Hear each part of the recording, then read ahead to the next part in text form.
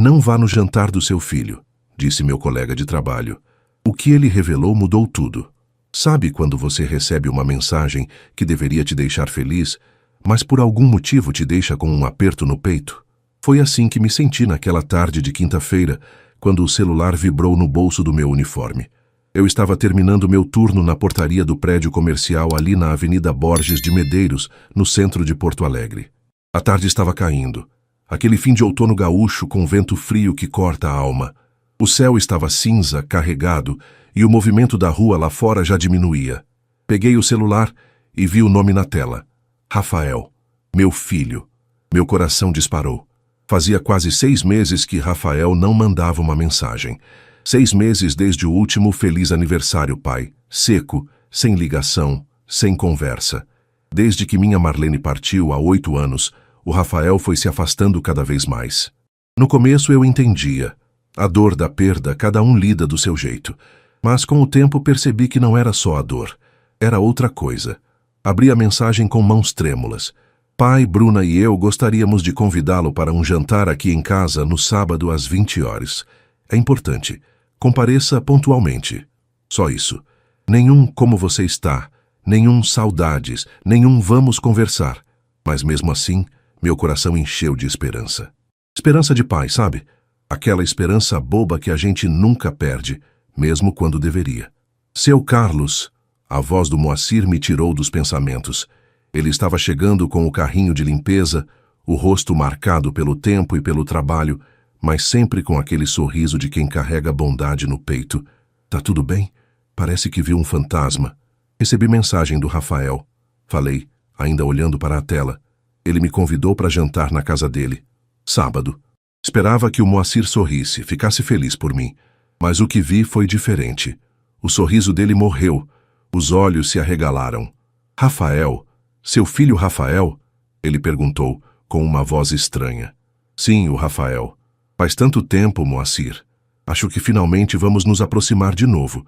Talvez ele esteja sentindo falta, sabe? Talvez a Bruna tenha convencido ele a... Carlos, Moacir me interrompeu, e a seriedade na voz dele me assustou. Que horas é esse jantar? Sábado, 8 da noite. Por quê? Ele olhou para os lados como se quisesse ter certeza de que ninguém estava ouvindo e se aproximou. A gente precisa conversar. Termina seu turno e me espera lá na Praça da Matriz. Meia hora. É sério. Antes que eu pudesse perguntar qualquer coisa, ele já tinha saído empurrando o carrinho, mas com os ombros tensos e o passo apressado. Fiquei ali parado, segurando o celular, sentindo o vento frio entrar pela porta giratória do prédio. Algo estava errado. Muito errado. Se você já viveu a dor de se sentir distante de um filho, deixe nos comentários de onde você está nos assistindo e se inscreva no canal para acompanhar essa história até o final. A última meia hora do turno pareceu durar uma eternidade. Cada minuto no relógio da parede arrastava, pesado como chumbo. Eu ficava olhando para o celular, relendo a mensagem do Rafael, tentando encontrar carinho naquelas palavras frias. Não encontrei. Quando finalmente deu 6 horas, troquei de roupa no vestiário. Peguei minha mochila velha e fui caminhando até a Praça da Matriz. O vento estava mais forte agora, e as folhas secas das árvores rodopiavam no chão de pedra portuguesa. A Catedral Metropolitana se erguia imponente, as luzes começando a acender com a noite chegando. Moacir já estava lá, sentado num banco perto do chafariz, as mãos enfiadas nos bolsos do casaco, a cabeça baixa. Sentei ao lado dele. Por um tempo nenhum de nós falou. Só ficamos ali ouvindo o barulho da água do chafariz e o movimento distante da cidade. Carlos, ele começou finalmente sem me olhar. O que eu vou te contar agora vai doer. Vai doer muito. Mas eu prefiro que você saiba agora do que descubra do pior jeito possível. Meu estômago se apertou. Fala, Moacir. Ele respirou fundo. E quando virou para mim, vi lágrimas nos olhos dele. Minha sobrinha, a Jéssica, trabalha como secretária no escritório de advocacia, onde seu Rafael é sócio. Ela ouviu uma conversa hoje de manhã. Que conversa? Entre o Rafael e a Bruna. Carlos, esse jantar não é uma reconciliação. O mundo pareceu parar. Como assim? É uma armadilha, disse Moacir, e a voz dele tremeu. Eles vão reunir amigos, colegas importantes do escritório, gente da sociedade, e vão anunciar na frente de todo mundo que estão rompendo definitivamente os laços com você. Vão dizer que você é um peso, que sua origem humilde envergonha a imagem que o Rafael construiu. Senti como se alguém tivesse enfiado uma faca no meu peito. Não, não pode ser. Tem mais, continuou Moacir, e agora as lágrimas escorriam pelo rosto dele. A Bruna tá grávida, você nem sabia, né? E eles vão te fazer assinar documentos proibindo você de ter contato com seu neto. Vão te fazer assinar que você renuncia a qualquer herança, qualquer coisa. Não consegui falar, não consegui respirar. Eu não queria te contar isso, Carlos. Juro por Deus que eu não queria. Mas eu não podia deixar você ir lá e passar por essa humilhação. As lágrimas vieram, quentes, dolorosas, queimando meu rosto. Meu filho, meu único filho. O menino que eu carreguei nos ombros, que eu ensinei a andar de bicicleta na Redenção, que eu acordava de madrugada para levar no hospital quando tinha febre. O filho que minha Marlene amou até o último suspiro. Esse mesmo filho estava planejando me humilhar, me destruir. O que eu faço, Moacir? Perguntei, a voz quebrada. O que eu faço? Ele colocou a mão no meu ombro. Você não vai nesse jantar, Carlos. Você não vai dar a eles essa satisfação. Ficamos ali sentados enquanto a noite caía sobre Porto Alegre. Dois homens simples, cansados, machucados pela vida. Mas naquele momento, tomei uma decisão. Se meu filho queria me apagar da vida dele, eu não ia implorar. Não ia me arrastar. Não ia dar a ele e àquela mulher o prazer de me ver humilhado. Mas também não ia ficar em silêncio. Porque minha Marlene não criou um homem covarde. E algo me dizia que ela, lá de cima, ainda tinha um plano para mim. Voltei para casa com o coração pesado como pedra. O ônibus estava lotado, o cheiro de gente cansada misturado com o calor abafado lá dentro. Mas eu não sentia nada.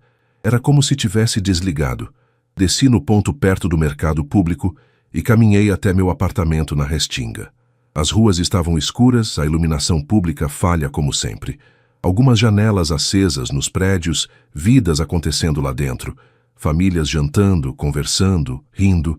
Eu ia jantar sozinho, como sempre. Abri a porta do apartamento e o silêncio me recebeu.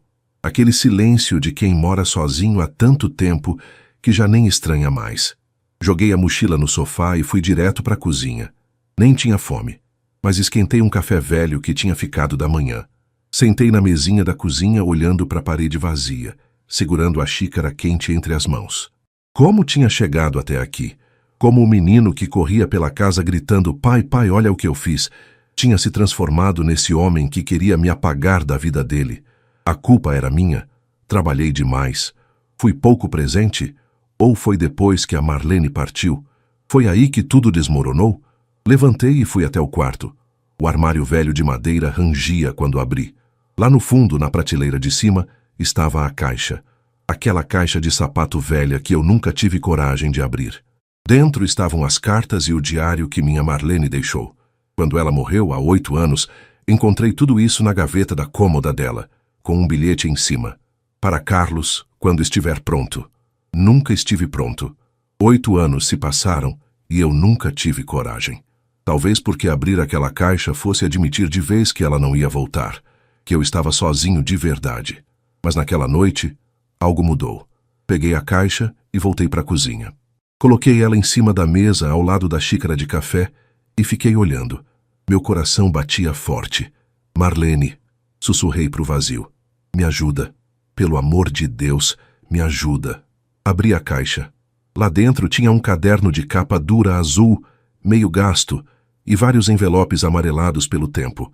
Alguns tinham nomes escritos. Para Rafael, para Carlos, para abrir quando tudo parecer perdido. Minha mão tremeu quando peguei o envelope com meu nome. Rasguei devagar e tirei as folhas de dentro. A letra dela, aquela letra caprichada de professora, me cortou o coração. Meu amor, meu Carlos, se você está lendo isso, é porque eu já não estou mais aí. E se você demorou todo esse tempo para abrir, eu entendo. Sei como é difícil dizer adeus, mas preciso que você saiba de algumas coisas. Coisas que guardei durante anos porque achei que estava te protegendo, protegendo o Rafael, protegendo nossa família. Carlos, eu juntei dinheiro. Durante 23 anos de magistério, guardei tudo o que pude. Tenho uma caderneta de poupança no Banco do Brasil, agência Centro. O número está aqui embaixo. São quase R$ 120.000. Eu queria que você tivesse segurança, que nunca passasse necessidade. E tem mais. Meu pai, antes de morrer, me deixou um pedaço de terra lá em Viamão, 30 hectares de campo. Você se lembra que eu falava daquela terra da família? Nunca vendi, nunca mexi. Está tudo escriturado no meu nome, e agora é seu. Os documentos estão no envelope vermelho dentro dessa caixa. Mas, Carlos, tem uma coisa que você precisa saber sobre o Rafael e sobre a família da Bruna. Quando eles começaram a namorar, eu fiz questão de conhecer a família dela. O pai da Bruna, o tal do Otávio, é um homem perigoso. Empresário de fachada, mas com negócios sujos, lavagem de dinheiro, ligações com gente da política corrupta. Eu descobri isso por acaso, através de uma ex-aluna minha que trabalha na Receita Federal. Tentei conversar com o Rafael. Avisei ele, mas ele não quis ouvir. Disse que eu estava com ciúmes, que eu não queria aceitar que ele tinha crescido. E a Bruna, ela é igual ao pai, Carlos. Fria, calculista. Vi nos olhos dela. Escrevi uma carta para o Rafael. Está aqui na caixa. Nessa carta conto tudo.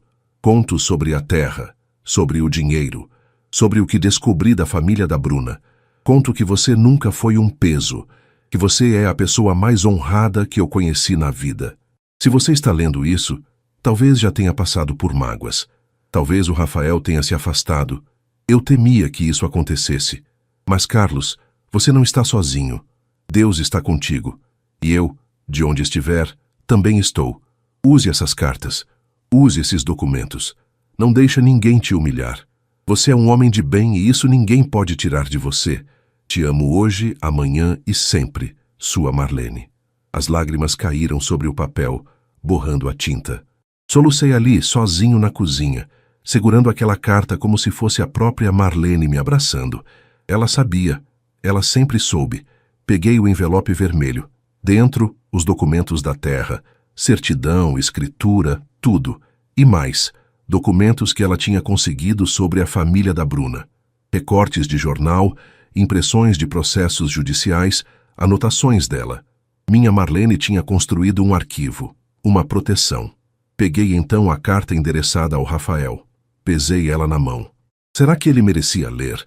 Será que depois de planejar me humilhar, ele merecia saber o quanto a mãe dele o amou, o quanto ela tentou proteger ele? Mas então lembrei das palavras do Moacir.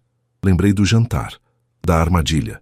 Lembrei que eu ia ter um neto e nem sabia. Que iam me proibir de conhecer meu neto. Não, eu não ia ficar quieto.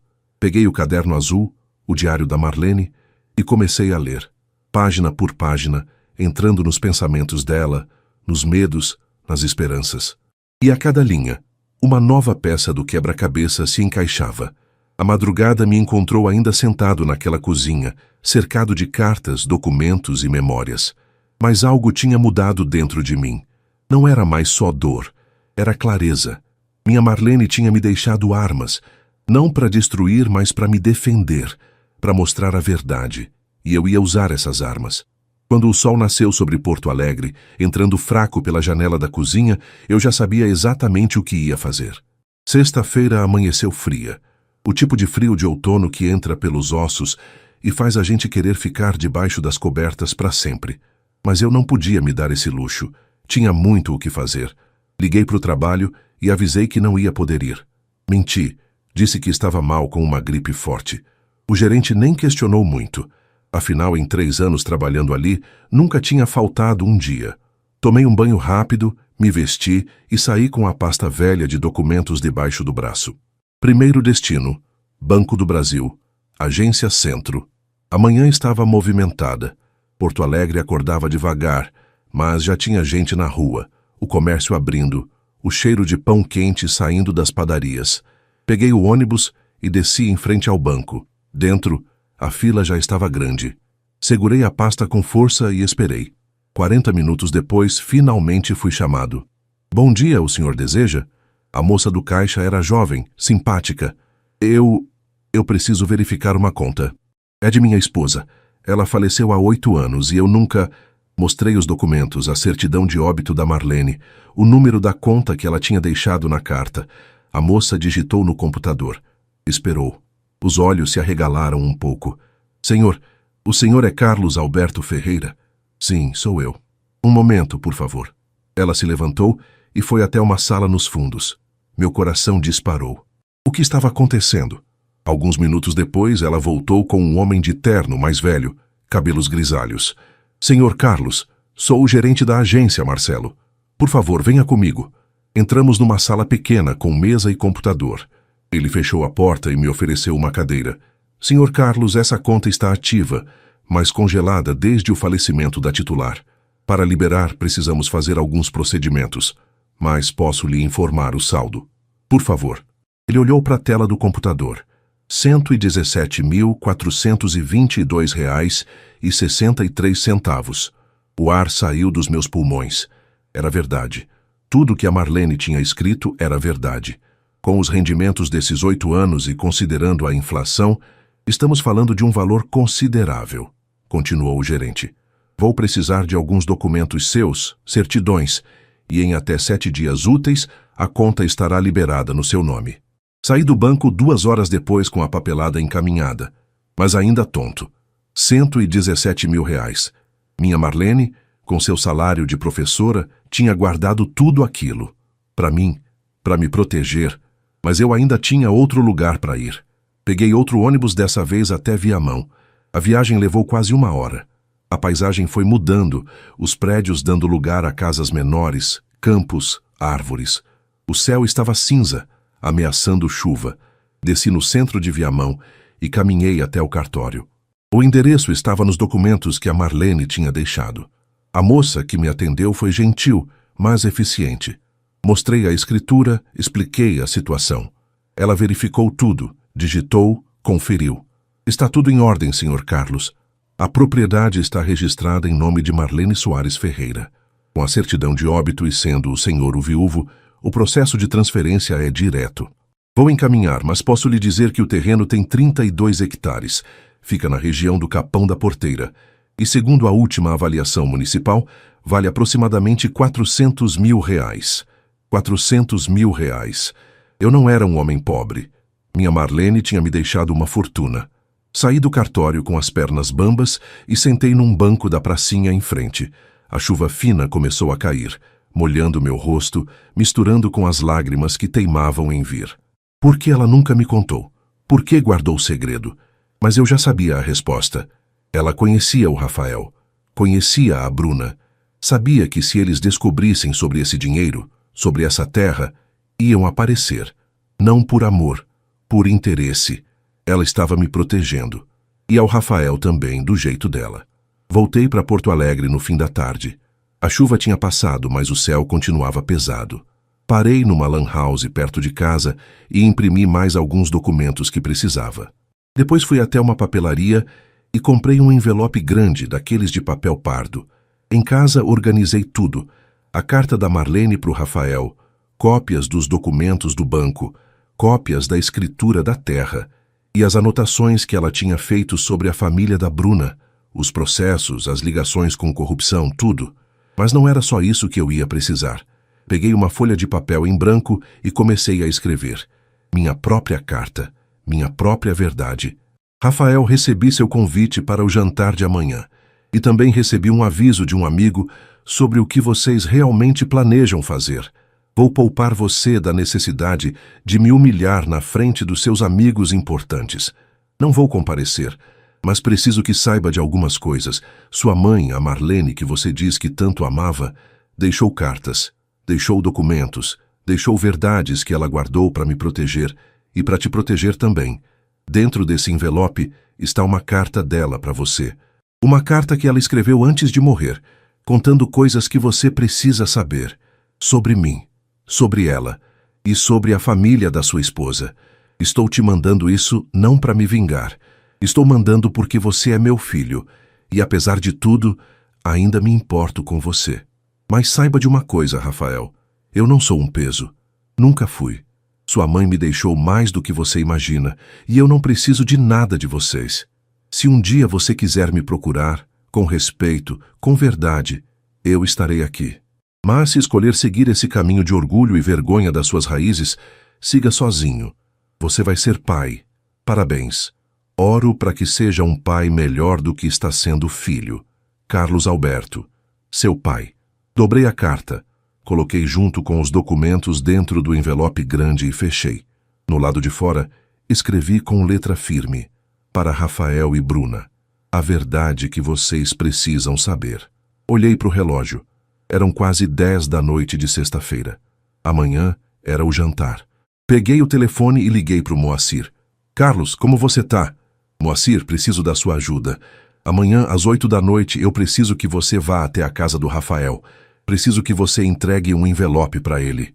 Mas, Carlos, na frente de todo mundo, Moacir. Tem que ser na frente de todo mundo. Houve um silêncio do outro lado da linha. Você tem certeza disso? Tenho. Minha Marlene me deixou armas, amigo. E eu vou usar elas. Não para destruir, mas para mostrar a verdade.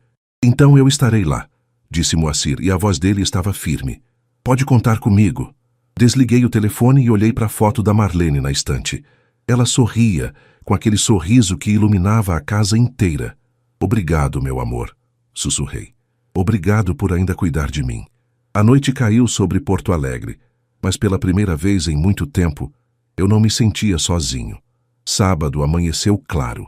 O tipo de dia que engana, que parece tranquilo, mas que esconde tempestades. Acordei cedo, mesmo tendo dormido pouco. Fiz café, sentei na varanda pequena do apartamento e fiquei olhando a rua acordar. Crianças brincando no pátio do prédio em frente, vizinhos saindo para fazer compras, a vida seguindo. Tudo normal. Mas para mim, nada estava normal. Hoje era o dia do jantar. O dia que meu filho tinha planejado para me apagar da vida dele. Peguei o envelope pardo que estava sobre a mesa da cozinha e segurei firme.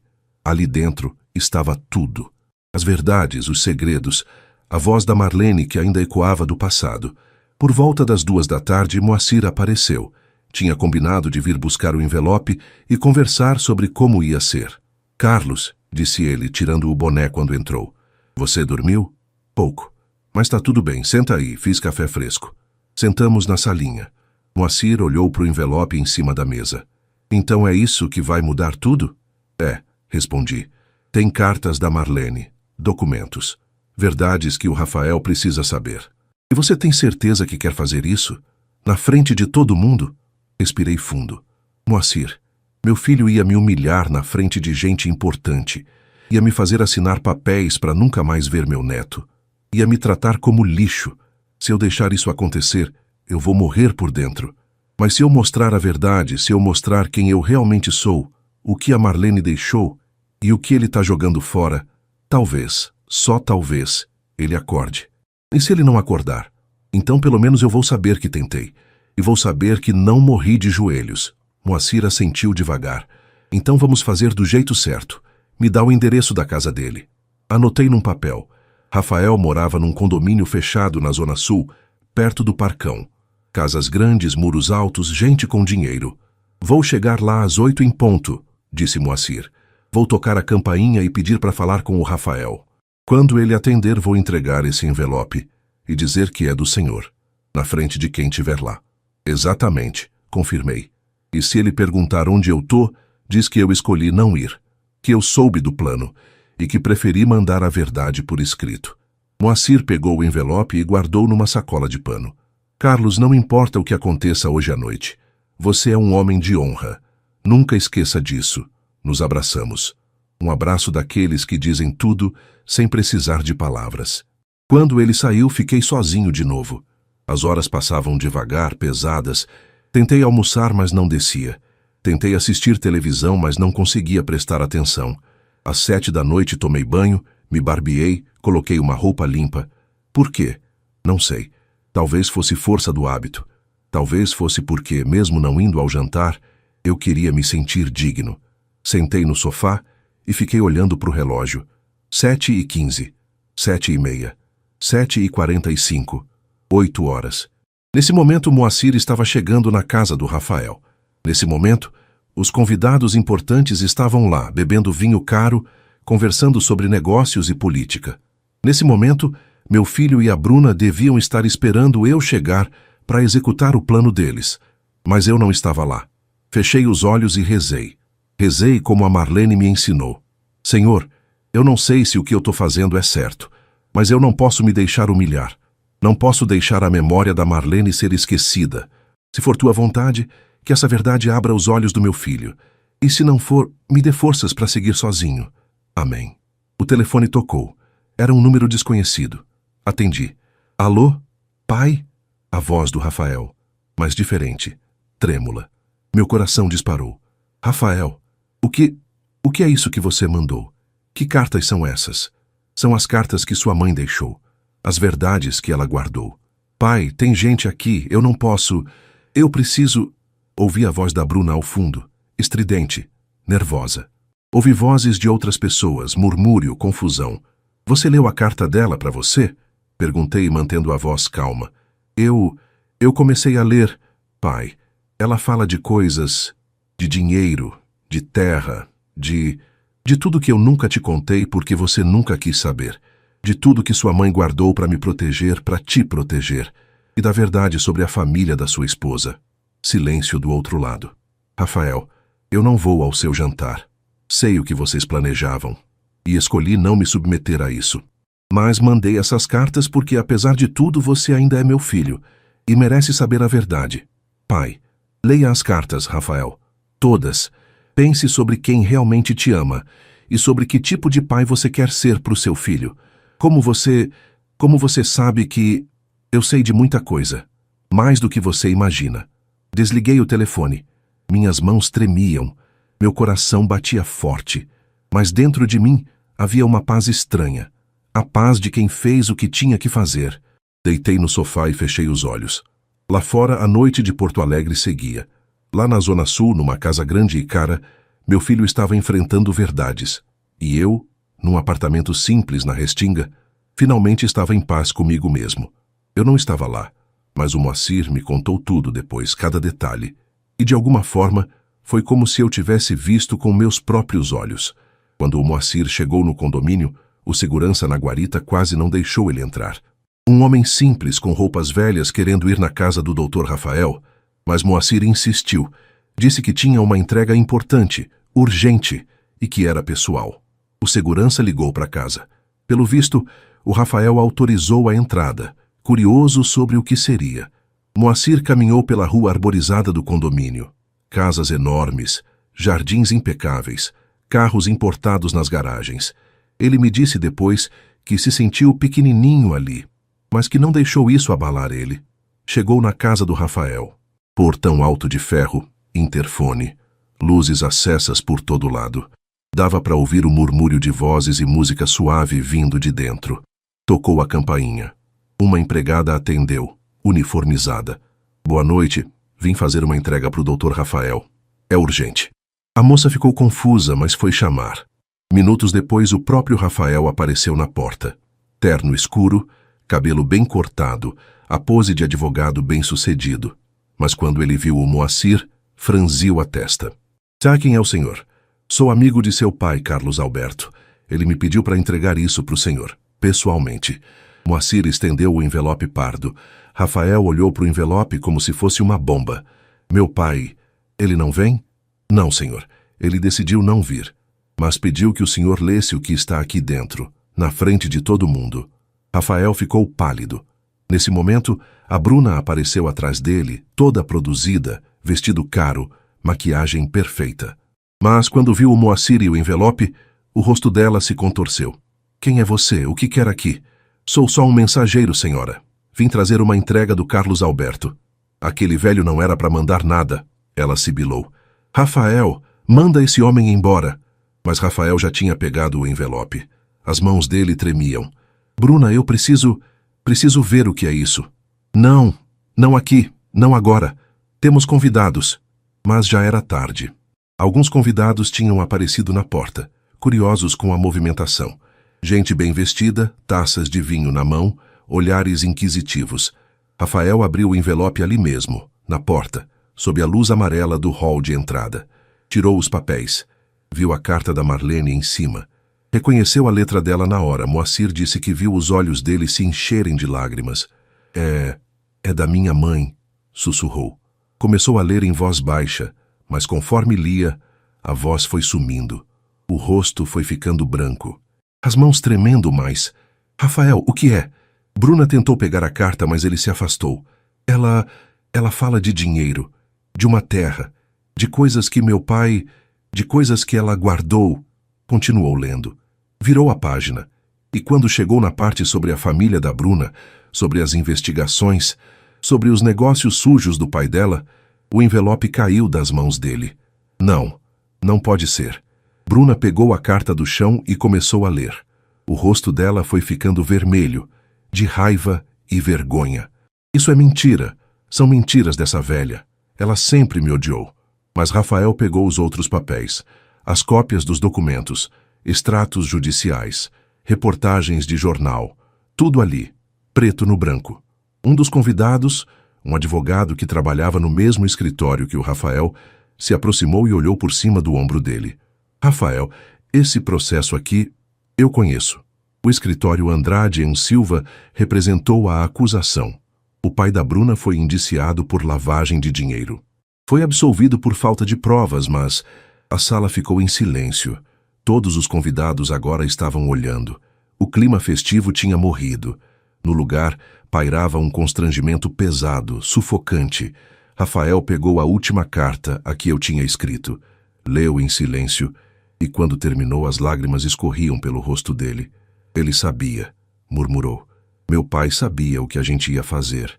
E mesmo assim, ele mandou isso. Não para me destruir, para me mostrar a verdade. Rafael, escuta aqui. Bruna tentou pegar o braço dele, mas ele se desvencilhou. Você sabia? Ele virou para ela, a voz alta agora. Você sabia sobre seu pai? Sobre os negócios dele? Isso não tem nada a ver com a gente. Tem tudo a ver. Minha mãe tentou me avisar. Meu pai sempre foi um homem honesto e você me fez ter vergonha dele. Me fez planejar humilhar ele, porque ele é um nada, um motorista de ônibus aposentado que mora num bairro de pobres. A sala ficou chocada. Alguns convidados começaram a sussurrar entre si. Rafael olhou para Bruna como se estivesse vendo ela pela primeira vez. Sabe o que é engraçado? Ele disse, a voz calma, mas fria. Meu pai, o nada, tem mais dignidade num dedo mínimo do que toda a sua família junta. E eu fui cego demais para ver. Virou-se para o Moacir, que ainda estava na porta, testemunha silenciosa de tudo aquilo. O senhor pode levar uma mensagem para o meu pai? Posso, sim, senhor. Diz para ele que eu preciso falar com ele, que eu preciso pedir desculpas e que ele tinha razão. Moacir assentiu. Vou levar seu recado, doutor. Boa noite. E saiu, deixando para trás uma festa destruída e um filho enfrentando suas próprias escolhas. Domingo amanheceu com sol. Irônico, porque eu ainda sentia uma tempestade dentro do peito. O Moacir apareceu lá por casa antes das 9 da manhã. Trazia pão quente da padaria e aquele jeito dele, meio tímido, mas decidido. Vim te contar tudo, disse ele tirando o boné. Sentamos na cozinha e ele me relatou cada detalhe da noite anterior. Conforme ele falava, eu via a cena se desenrolando na minha cabeça. O Rafael lendo as cartas, a Bruna sendo desmascarada, os convidados testemunhando tudo. E no final, concluiu Moacir, ele pediu para eu trazer um recado. Disse que precisa falar contigo, que precisa pedir desculpas. Fiquei em silêncio, mexendo o café na xícara sem tomar. Você vai falar com ele? Perguntou Moacir. Não sei, ainda está muito recente, ainda dói muito. Mas Carlos, ele é seu filho? E parecia sincero. Ele também parecia sincero quando planejou me humilhar. Moacir não respondeu. Sabia que eu tinha razão. Passamos a manhã conversando sobre outras coisas, tentando aliviar o clima, mas minha cabeça não desligava. Ficava imaginando o Rafael, a confusão na casa dele, o casamento dele desmoronando. Será que ele tinha contado para Bruna sobre o bebê antes de tudo isso? Será que ela ainda estava lá ou tinha ido embora? Por volta do meio-dia, o Moacir foi embora. Fiquei sozinho de novo, mas dessa vez o silêncio era diferente. Não era vazio, era reflexivo. Peguei a foto da Marlene na estante. E agora, meu amor? O que eu faço? Como sempre, ela não respondeu. Mas no sorriso dela naquela foto, Eu sentia que ela estava dizendo alguma coisa, algo sobre perdão, sobre família, sobre dar chances. Mas eu não estava pronto. Não ainda. Segunda-feira chegou e eu voltei ao trabalho. O gerente notou que eu estava meio aéreo, mas não perguntou muito. Fiz meu turno como sempre, cumprimentei as pessoas, segurei portas, recebi encomendas. Na terça, o telefone tocou de novo. Número desconhecido. Atendi. Pai? Rafael. Oi, Rafael. Pai, eu não sei por onde começar. Então não comece. Cortei, a voz mais dura do que pretendia. Porque nada do que você disser vai apagar o que você planejou fazer. Eu sei disso. Mas, pai, eu preciso que você entenda. A Bruna, ela... A Bruna o quê, Rafael? Ela te obrigou? Ela botou uma arma na sua cabeça? Silêncio. Não, ele disse finalmente. Ela não me obrigou, eu escolhi. E eu estava errado. E agora? O que mudou? Você leu as cartas da sua mãe e descobriu que eu não sou pobre? É isso? Agora eu sirvo? Não é isso. Pai, eu juro que não é isso. Eu li a carta que a mãe escreveu para mim. Ela fala de você, de como você trabalhou a vida inteira para me dar educação, de como você nunca reclamou, de como você é o homem mais honesto que ela conheceu. E eu me dei conta de que joguei tudo isso fora. Minha garganta apertou. Pai, a Bruna foi embora. Foi para a casa dos pais. Acho que vamos nos divorciar e os sócios do escritório, eles estão questionando minha permanência. A notícia do que aconteceu no jantar se espalhou. E as informações sobre a família da Bruna está causando problemas. E você quer que eu tenha pena de você? Não, não quero pena, eu mereço tudo isso. Mas, pai, eu quero tentar consertar. Eu quero tentar ser o filho que você merece. Rafael, você tem 32 anos, não é mais criança. Suas escolhas têm consequências. Eu sei, e eu vou arcar com elas, mas você pode me dar uma chance? Uma chance de mostrar que eu mudei? Fechei os olhos. Parte de mim queria gritar com ele, queria desligar o telefone e nunca mais atender. Mas outra parte, a parte que a Marlene tinha moldado com tanto carinho, essa parte queria acreditar, queria dar a chance. Rafael, eu preciso de tempo, preciso processar tudo isso. Eu entendo. Vou esperar. O tempo que for preciso. E Rafael, o bebê? Ele ficou quieto por um momento. Ela ainda está grávida, mas não sei. Não sei se vou conseguir ter uma relação com ela depois de tudo. Não sei nem se ela vai querer ficar comigo. Independente do que aconteça entre vocês, esse bebê é inocente. E é meu neto. Lembra disso. Vou lembrar, pai. Prometo. Desliguei sem me despedir. Fiquei sentado na beira da cama, segurando o telefone, sentindo o peso de tudo isso. Raiva, mágoa, mas também esperança. Será que dá para reconstruir o que foi quebrado? Será que dá para perdoar o imperdoável? Olhei de novo para a foto da Marlene. E dessa vez, eu soube a resposta. Os dias que se seguiram foram estranhos. Eu ia para o trabalho, voltava, fazia as coisas do dia a dia, mas minha cabeça estava em outro lugar. O Rafael não ligou mais, respeitando o espaço que pedi. Mas eu sabia que ele estava esperando. E eu precisava decidir o que fazer. Na quinta-feira, fui até o banco de novo. Os documentos tinham sido processados e a conta da Marlene tinha sido transferida para o meu nome. 117 mil reais. Sentado na mesa do gerente, assinando papéis, eu me sentia irreal, como se aquilo tudo fosse um sonho. Senhor Carlos, disse o gerente, posso sugerir algumas opções de investimento? Com esse valor, o senhor pode garantir uma renda. Obrigado, mas eu ainda preciso pensar. Preciso decidir o que vou fazer com esse dinheiro. Claro, claro. Qualquer coisa, estamos à disposição. Saí do banco com o talão de cheques novo e uma sensação estranha. Minha vida tinha mudado. Em questão de dias, eu tinha deixado de ser um velho aposentado sem muitas perspectivas para ser um homem com recursos, com opções. Mas o dinheiro não tirava a dor, não apagava a traição do meu filho. No sábado, uma semana depois daquele jantar fatídico, o Moacir apareceu de novo lá em casa. Carlos, preciso te contar uma coisa. O que foi? A Jéssica, minha sobrinha, me ligou. O Rafael foi no escritório semana passada e pediu demissão. Como assim? Ele se demitiu. Disse que precisa reavaliar as prioridades dele. Os sócios não gostaram muito, mas aceitaram. E tem mais. Ele botou o apartamento da Zona Sul à venda. Fiquei boquiaberto. Ele tá vendendo a casa? É. A Jéssica disse que ele comentou que aquela casa era símbolo de tudo que estava errado na vida dele, que ele tinha construído ela para impressionar gente que não importava, e perdeu o que realmente importava no processo. Sentei na cadeira da cozinha, processando. O Rafael estava desmantelando a vida que ele tinha construído, a vida que a Bruna tinha influenciado. Será que era sincero? Ou era só desespero? Carlos, Moacir sentou na minha frente. Eu acho que você devia conversar com ele, cara a cara, dar essa chance. Moacir, tu não entende. A dor que ele me causou, eu entendo sim, mas também entendo que ele é seu filho, teu único filho, e que a Marlene não ia querer que vocês ficassem separados para sempre. Ele tinha razão, eu sabia que tinha. Me dá uns dias, pedi. Só uns dias para organizar as ideias. Na segunda-feira seguinte, fiz uma coisa que não fazia há muito tempo. Fui até a Catedral Metropolitana, no centro. Sentei num dos bancos do fundo, aqueles de madeira velha que rangem, e fiquei olhando para o altar. A igreja estava quase vazia. Uma senhora idosa acendendo velas.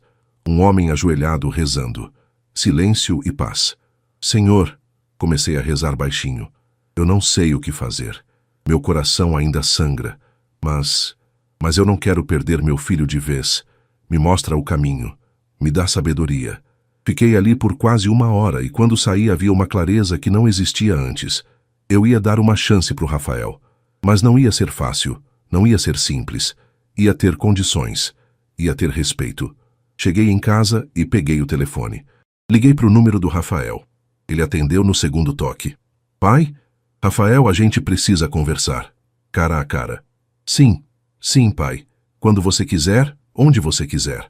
Amanhã, terça-feira, 3 horas da tarde, na Redenção, perto do lago.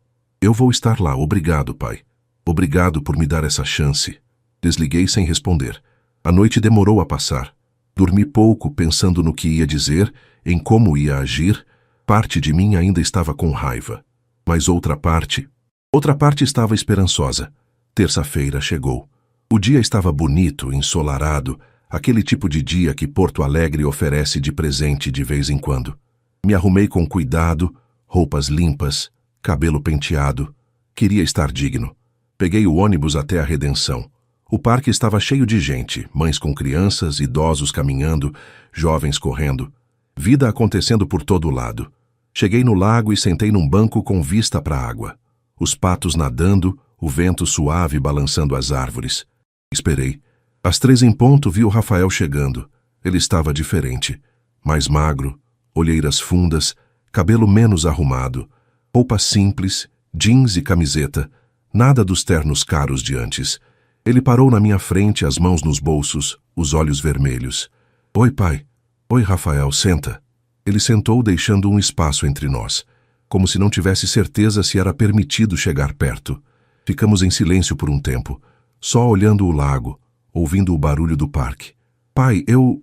Ele começou, mas eu levantei a mão. Deixa eu falar primeiro. Ele assentiu. Rafael, você me machucou. Machucou de um jeito que eu nem sabia que era possível. Você planejou me humilhar, me destruir, na frente de gente importante. Ia me fazer assinar papéis para nunca mais ver meu neto. Isso não é coisa que se faz com alguém que você ama, nem com alguém que você respeita. As lágrimas começaram a escorrer pelo rosto dele. Eu sei, pai, eu sei. Mas... Continuei, e minha própria voz tremeu. Sua mãe não criou a gente para guardar rancor. Ela sempre dizia que a família é o que a gente tem de mais precioso. E que perdão é libertação, não do outro, da gente mesmo. Pai, eu vou te dar uma chance, Rafael. Uma. Mas vai ter regras. Você vai ter que provar que mudou. Não com palavras, com ações, com tempo. Você entende? Entendo. E eu vou provar, pai. Vou passar o resto da vida provando se for preciso. Olhei para ele. Para o menino que um dia segurei no colo. Para o homem que tinha se perdido. E para o filho que talvez, só talvez, pudesse ser encontrado de novo. Então vamos tentar, disse, devagar, com respeito. Mas vamos tentar. Ele desabou em soluços. E pela primeira vez em anos, Eu estendi o braço e abracei meu filho. Ali, no meio da redenção, com o sol brilhando e a vida acontecendo ao redor, pai e filho começaram a reconstruir o que tinha sido quebrado. Não ia ser fácil, não ia ser rápido, mas ia valer a pena. Porque família, no final das contas, é isso. É escolher o amor mesmo quando dói. É dar chances mesmo quando não deveria. É acreditar que as pessoas podem mudar. E quem sabe, com a bênção da Marlene lá de cima, a gente conseguisse. Os meses que se seguiram foram de reconstrução lenta. O Rafael cumpriu o que prometeu. Vendeu o apartamento da Zona Sul e alugou um lugar menor, mais simples, perto do centro. Começou a trabalhar num escritório menor, de advocacia popular, ajudando gente que não tinha dinheiro para pagar honorários altos. A gente se via uma vez por semana, sempre num lugar neutro, a redenção, uma padaria, o mercado público. Conversas ainda meio travadas no começo, mas aos poucos ficando mais naturais. Ele me contou que a Bruna tinha pedido o divórcio. Estava morando com os pais e queria resolver tudo rápido. O bebê ia nascer em março, e ela tinha deixado claro que não queria o Rafael por perto. Mas eu não vou desistir do meu filho, disse ele numa dessas conversas, tomando chimarrão comigo no parque. Vou lutar na justiça pelos meus direitos. Não vou deixar ela me afastar dele como eu me afastei de você. Aquilo me tocou. Ver o Rafael entendendo finalmente o que era ser pai, o que era lutar por um filho. Em dezembro, ele me fez uma proposta. Ah, pai, eu sei que ainda estamos reconstruindo nossa relação, mas você gostaria de passar o Natal comigo? Nada grande, só a gente. Posso fazer um jantar em casa. Fiquei surpreso e emocionado. Só nós dois? Só nós dois. Como antigamente. Como quando a mãe ainda estava aqui. Aceitei. No dia 24 de dezembro, peguei um táxi até o apartamento dele. Era pequeno, 2 quartos, num prédio velho perto do bairro Cidade Baixa. Mas quando entrei, vi que ele tinha se esforçado. Uma árvore de Natal pequena enfeitada, luzes pisca-pisca, a mesa posta com capricho. Bem-vindo, pai, disse ele sorrindo nervoso. Ficou bonito, filho. Jantamos peru assado que ele mesmo fez, com arroz e salada. Não ficou perfeito. O peru estava meio seco, mas estava feito com amor. E isso importava mais do que qualquer coisa. Depois do jantar, sentamos na salinha. O Rafael pegou uma caixa embrulhada em papel pardo. Pai, eu quero te dar uma coisa. Abri. Dentro tinha um porta-retratos. E dentro do porta-retratos uma foto da gente 3. Eu, o Rafael pequeno e a Marlene. Estávamos na redenção, num domingo de sol. O Rafael devia ter uns 5 anos. Sorríamos, felizes. Achei essa foto na casa da avó, explicou ele. E quando vi, percebi que essa era a gente de verdade, antes de eu me perder. E eu quero voltar a ser aquela família, pai. Não exatamente igual porque a mãe não está mais aqui, mas o espírito, o amor. Segurei o porta-retratos com força, as lágrimas embaçando a vista. A gente vai chegar lá, filho. Devagar, mas vai. Ele também chorou, e nos abraçamos ali, naquele apartamento simples, naquele Natal que não tinha muito, mas tinha o essencial. Tinha nós. Em fevereiro, a Bruna deu à luz. Um menino. O Rafael me ligou do hospital, a voz emocionada. Pai, ele nasceu. Meu filho nasceu. Como ele tá? E a Bruna? Todo mundo tá bem. Ele é perfeito, pai. Pequenininho, mas perfeito. E o nome? Houve uma pausa. A Bruna queria um nome gringo, complicado. Mas eu insisti. O nome dele é Carlos. Carlos Henrique. Meu coração parou. Você deu meu nome para o seu filho? Dei, porque eu quero que ele cresça sabendo que teve um avô de verdade. Um homem de honra. E quero que ele cresça vendo o pai dele tentando ser metade do homem que você é. Não consegui falar. Só chorei. Alguns dias depois, consegui ver o bebê. A Bruna não deixou eu entrar no quarto dela, mas o Rafael trouxe o pequeno Carlos até a recepção do hospital. Segurei meu neto pela primeira vez, aquele serzinho miúdo dormindo tranquilo. Oi, pequeno, sussurrei. Sou seu avô, e eu prometo que vou estar aqui para você. Sempre. O Rafael estava ao meu lado, sorrindo pelos olhos molhados. Obrigado por não desistir de mim, pai. Filho, família não desiste. Família luta. Sua mãe me ensinou isso. Naquela noite, voltei para o meu apartamento na Restinga. Coloquei a foto que o Rafael me deu na estante, ao lado da foto da Marlene. E pela primeira vez em muito tempo, senti que minha casa era um lar de novo. Não era perfeito. Ainda tinha feridas. Ainda tinha mágoas que iam levar tempo para sarar completamente. Mas tinha amor. Tinha tentativa. Tinha recomeço.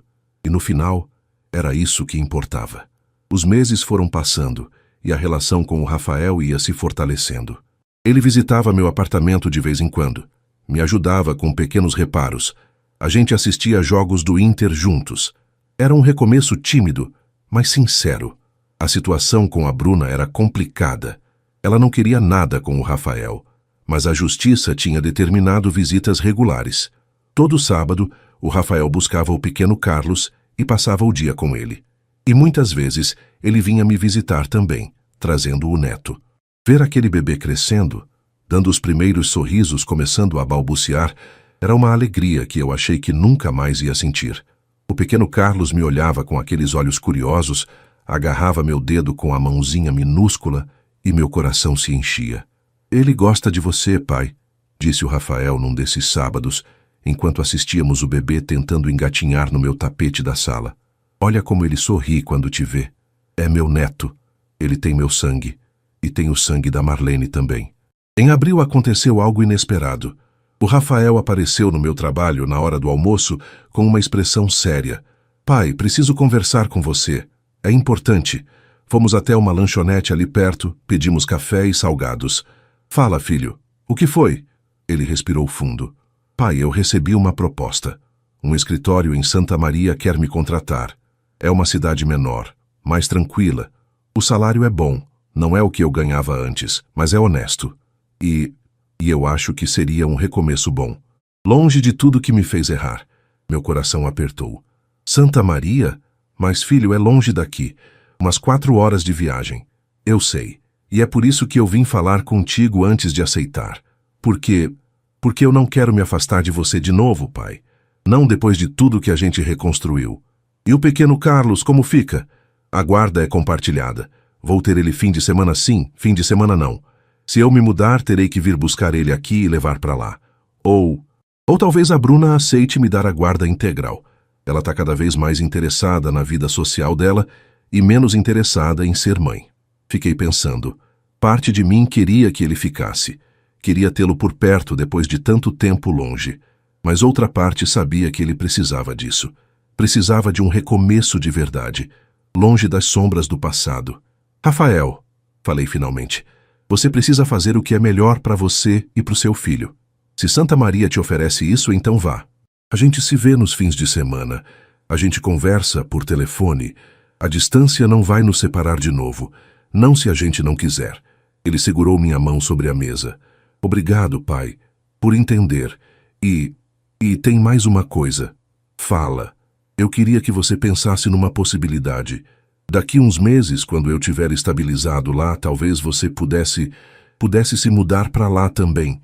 Não precisa ser para sempre, mas tem casas baratas, a cidade é tranquila, tem uma boa estrutura. E a gente podia ficar mais perto. Você, eu e o pequeno Carlos. Até podíamos morar perto um do outro. Fiquei surpreso. Você quer que eu me mude para Santa Maria? Só se você quiser, pai, sem pressão. Mas eu quero muito ter você por perto. E sei que o pequeno Carlos vai precisar do avô. Sorri. Vou pensar com carinho, filho. Prometo. Nos meses seguintes, o Rafael se mudou. Conseguiu um apartamento pequeno, mas confortável em Santa Maria. Começou no novo emprego e, para surpresa de todos, conseguiu na justiça a guarda integral do pequeno Carlos. A Bruna não contestou muito. Estava mais interessada em viajar com as amigas e curtir a vida. Eu ficava pensando na proposta do Rafael. Mudar para Santa Maria. Deixar Porto Alegre, a cidade onde eu nasci, onde construí minha vida com a Marlene, onde tinha minhas memórias. Mas, por outro lado, eu estava sozinho aqui. O Moacir era um bom amigo, mas no fim do dia eu voltava para um apartamento vazio. Em Santa Maria eu teria meu filho, teria meu neto, teria propósito de novo.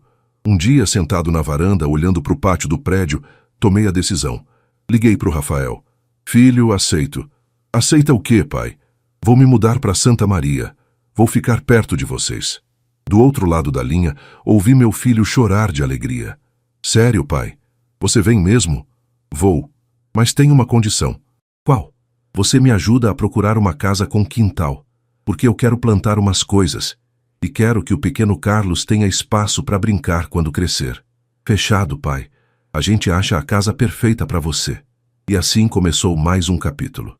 Vendi meu apartamento em Porto Alegre, juntei com o dinheiro da Marlene e comprei uma casa simples, mas aconchegante em Santa Maria, perto da casa do Rafael. Tinha um quintal, umas árvores, espaço para respirar. Me mudei em agosto. O Rafael e alguns amigos dele me ajudaram com as caixas, com os móveis.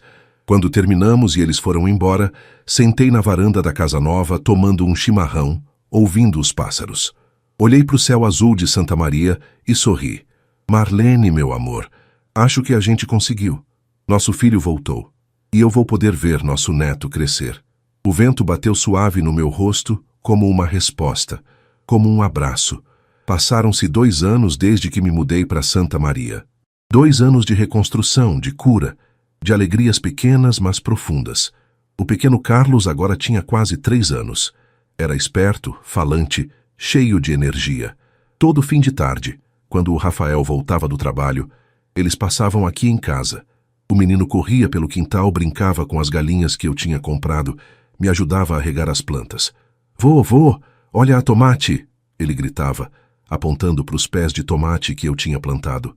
É tomate mesmo, meu neto. Tá ficando bonito, né? Tá. Quando vai ficar grande? Logo, logo. E quando ficar, a gente faz um molho bem gostoso. O Rafael observava de longe, sorrindo. Tinha engordado um pouco, o rosto mais descansado, os olhos mais brilhantes. Era um homem diferente daquele que planejou me humilhar anos atrás. Era o filho que eu sempre soube que ele podia ser. Uma tarde de sábado, estávamos os 3 sentados no quintal, tomando o suco de laranja que eu tinha feito, quando o Rafael me fez uma pergunta. Pai, você é feliz aqui? Olhei ao redor. A casinha simples, mas bem cuidada. O quintal verdejante. O neto brincando na grama. O filho ao meu lado. Sou o filho. Muito. Eu também, disse ele. E olha que eu achei que nunca ia ser feliz de novo depois de tudo o que aconteceu. Do divórcio, de perder o escritório, de perder a vida que eu achava que era perfeita. Mas você descobriu que aquela vida era uma ilusão. Que perfeição não é ter coisas caras, é ter paz no coração. Exatamente. E eu aprendi isso com você, pai. Com seu exemplo. Fiquei emocionado. Sabe, Rafael, quando tudo aquilo aconteceu, quando eu descobri sobre o jantar, sobre o plano de vocês me humilharem, eu pensei que era o fim, que eu tinha perdido tudo. E eu quase fiz você perder mesmo. Mas não fez, porque sua mãe lá de cima não deixou. Ela me deu as ferramentas para me defender, me deu dignidade e me deu você de volta. Pai, a voz dele falhou. Eu nunca vou conseguir me perdoar completamente pelo que fiz. Então não se perdoa, mas não fica se punindo também. Usa isso para ser um pai melhor, para ser um homem melhor, para ensinar para o pequeno Carlos o que é certo e o que é errado. Ele assentiu, limpando as lágrimas. Vou. O pequeno Carlos veio correndo. Vem brincar comigo. Já vou, meu anjo. Levantei da cadeira, as costas reclamando um pouco. A idade não perdoa, mas o coração leve como há muito não sentia. Naquela noite, depois que o Rafael e o pequeno foram embora, sentei na varanda com a foto da Marlene que eu sempre carregava comigo. Olhei para aquele rosto que eu amava tanto, para aquele sorriso que iluminava tudo. Obrigado, meu amor, por tudo, por ter me amado, por ter guardado aquelas cartas, por ter me dado forças mesmo depois de partir, e por me devolver nosso filho. Fiquei ali por um tempo, sentindo a brisa fresca da noite, ouvindo o canto dos grilos. A vida tinha me testado, tinha me derrubado, mas também tinha me mostrado que, com fé, dignidade e amor, é possível recomeçar. É possível perdoar sem se rebaixar. É possível reconquistar o que foi perdido. E mais importante, tinha me mostrado que família não é perfeita. Família erra, família machuca, mas família que se ama de verdade também cura, também recomeça, também dá chances. Entrei para dentro de casa, tranquei a porta e fui deitar. No criado mudo, a foto do pequeno Carlos. Na estante da sala, a foto antiga de nós três, eu, Marlene e Rafael criança, e no coração a certeza de que tinha valido a pena. Todos os sofrimentos, todas as lágrimas, todas as noites de solidão, tudo tinha levado a esse momento, a esse recomeço. Fechei os olhos e agradeci. Pela vida, pela família, pela chance de ter vivido o suficiente para ver a redenção. E pela primeira vez em muitos anos, dormi em paz. Paz completa e verdadeira. Porque no final é isso que importa. Não quantas vezes a gente cai, mas quantas vezes a gente se levanta.